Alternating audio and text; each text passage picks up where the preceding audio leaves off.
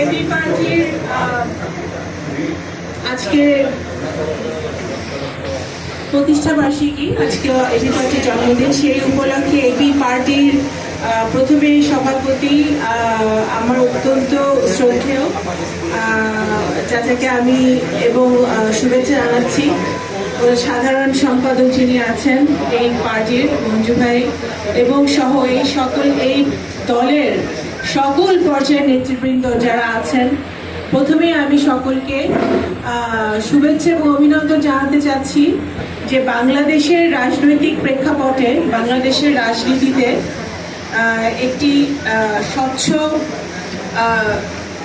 রাজনীতি করার মতো স্বচ্ছ পরিকল্পনা দিবে এমন একটি দল, দেশের মানুষের জন্য চিন্তা করবে এমন একটি দল, দেশের সমস্যাগুলো নিয়ে কথা বলবে এমন একটি দল এবং দেশের মানুষের জন্য চিন্তা করবে এমন একটি দল যে এবি পার্টিকে প্রতিষ্ঠা করেছেন। সেই জন্য এবি পার্টির সভাপতি সহ সকল পর্যায়ের নেতৃবৃন্দকে আমি আজকে অভিনন্দন এবং শুভেচ্ছা জানাচ্ছি। আমার পক্ষ থেকে, বাংলাদেশ জাতীয়তাবাদী দলের পক্ষ থেকে, বাংলাদেশ জাতীয়তাবাদী দলের সকল নেতৃবৃন্দের পক্ষ থেকে আমি আপনাদের সকলকে শুভেচ্ছা এবং অভিনন্দন জানাচ্ছি। আজকে আমি আসলে কোনো ফর্মাল বক্তব্য দেওয়ার জন্য আমি এখানে আসি নাই, শুধু শুভেচ্ছা দেওয়ার জন্যই এসেছি। তবে একটি কথা বলতে চাই যে আমি আমার আগে যে পূর্ববর্তী বক্তা অনেক কথা বলেছেন, আমার পরেও বলবেন, এখানে অনেক সিনিয়র নেতৃবৃন্দরা আছেন। আমি একটি কথা বলতে চাই যে বাংলাদেশ জাতীয়তাবাদী দল গত প্রতিষ্ঠাকালীন পর থেকেই কিন্তু গণতন্ত্রের জন্য সংগ্রাম, স্বাধীনতার জন্য সংগ্রাম, দেশের সার্বভৌমত্বের জন্য সংগ্রাম, বাংলাদেশের মানুষের জন্য সংগ্রাম, এই সংগ্রামের মধ্যেই আছে। এবি পার্টি প্রতিষ্ঠিত হয়েছে, যদিও নতুন পার্টি, কিন্তু আমি বিশ্বাস করি এই পার্টিতে যারা আছেন সদস্য বিভিন্ন পর্যায়ে, এবং আমি জানি না ঢাকার বাইরে আপনাদের অর্গানাইজেশন কত বড় পার্টি আপনারা আছে, এবং 40টা জেলায় কমিটি ইতিমধ্যেই আছে।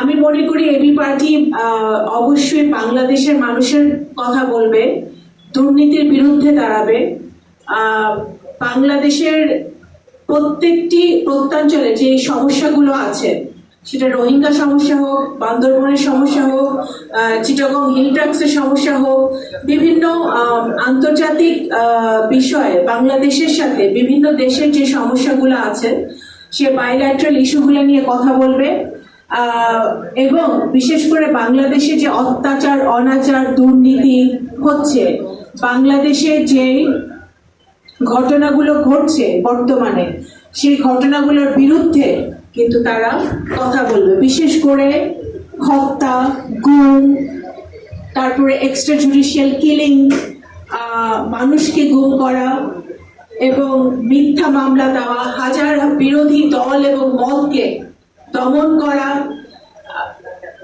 আর তারপরে আপনার মিডিয়াকে দমন করা। এখানে আমাদের মিডিয়ার বহুল আমাদের ভাইরা আছেন, আপনারা জানেন যে আপনারা ইচ্ছা মতো লিখতে পারেন না, ইচ্ছা মতো কথা বলতে পারেন না, লিখলে এবং কথা বললে আপনাদেরকে এবং আপনাদের পরিবারদেরকে অত্যাচারের শিকার হতে হয়, অনাচারের শিকার হতে হয়।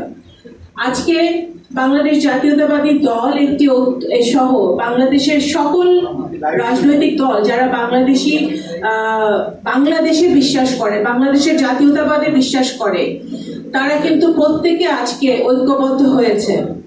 আজকে কিন্তু বর্তমানে যে ডামি নির্বাচনে যে আজকে যে দলটি ক্ষমতায় আছে এবং ডামি পার্লামেন্টে আছে, সেই দলের প্রধানমন্ত্রী পরশুদিন বলেছেন যে ডান বাম সব একসাথে নাকি ওনার বিরুদ্ধে লেগেছে। এটা কিন্তু সত্যি কথা, উনি নিজে স্বীকার করেছেন। আসলে এখন বাস্তবতা হচ্ছে যে ডান বাম মধ্যবর্তী কে কোথায় আছে দেখার আসলে সময় নাই। এখন সবাই কিন্তু ঐক্যবদ্ধ হয়েছে যে আওয়ামী লীগ একদিকে, সারা বাংলাদেশ আরেকদিকে। আজকে বাংলাদেশের বাস্তবতা হচ্ছে সেটাই। বাংলাদেশ কিন্তু এমন একটি দেশ যে এখন যে 17 বছর ধরে যা চলছে বা এখন যে চলছে সেটা নিয়ে একটা পিএইচডি থিসিস কেউ যদি করে তাহলে কিন্তু অত্যন্ত মূল্যবান একটা থিসিস করতে পারবে। কারণ এমন একটি উদাহরণ বাংলাদেশ যে একটি সরকার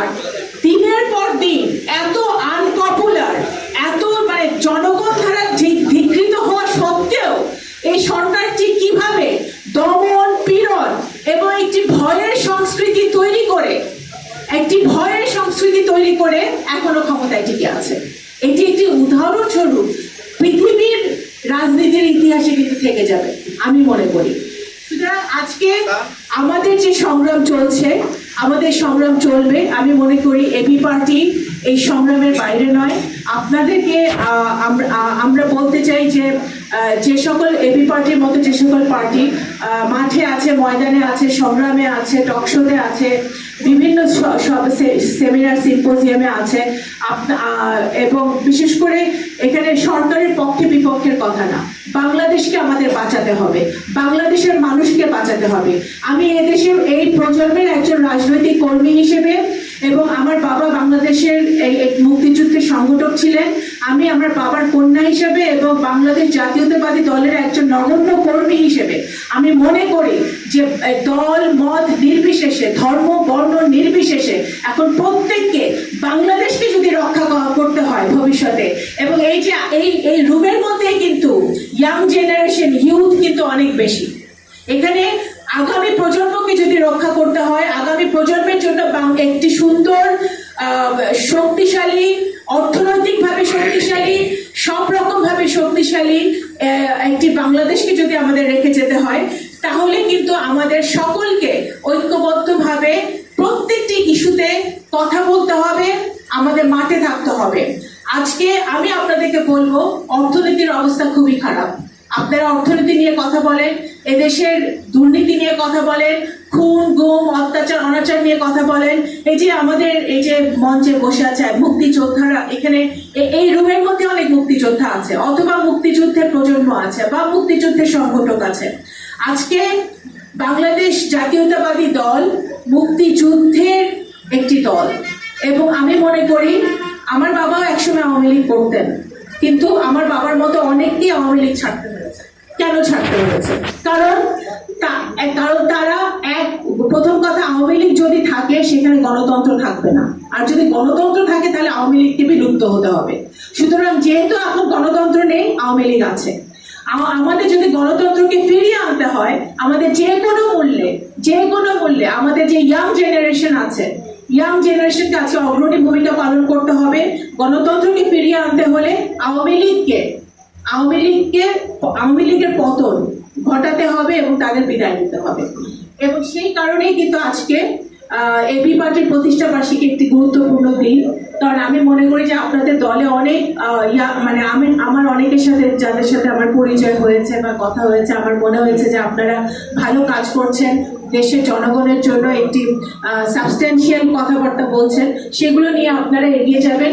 আমরা সবসময় আপনাদের পাশে আছি এবং থাকবো, এবং আমরা আশা করি যে আমরা একসাথে ইনশাআল্লাহ মাঠে ময়দানে আমাদের দেখা হবে, এবং এই ফ্যাসিবাদ বিরোধী সংগ্রাম, গণতন্ত্র পুনরুদ্ধারের সংগ্রাম, ভোটাধিকার পুনরুদ্ধারের সংগ্রাম, দেশের মানুষকে বাঁচানোর সংগ্রাম, দেশের শ্রমিক জনতা সকলকে বাঁচানোর সংগ্রাম, দেশের নারীদেরকে বাঁচানোর সংগ্রাম, এই সকল সংগ্রামে আমরা ঐক্যবদ্ধভাবে কাজ করবো। আপনাদের অসংখ্য ধন্যবাদ জানিয়ে আমি আমার বক্তব্য শেষ করছি। আসসালামু আলাইকুম।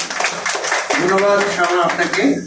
এখন আমি শুভেচ্ছা বক্তব্য রাখার জন্য অনুরোধ করছি বাংলাদেশ জাতীয়তাবাদী আন্দোলনের সাংগঠনিক সম্পাদক ব্যারিস্টার শাহিদুল আজমকে সংক্ষেপে শুভেচ্ছা জানানোর জন্য।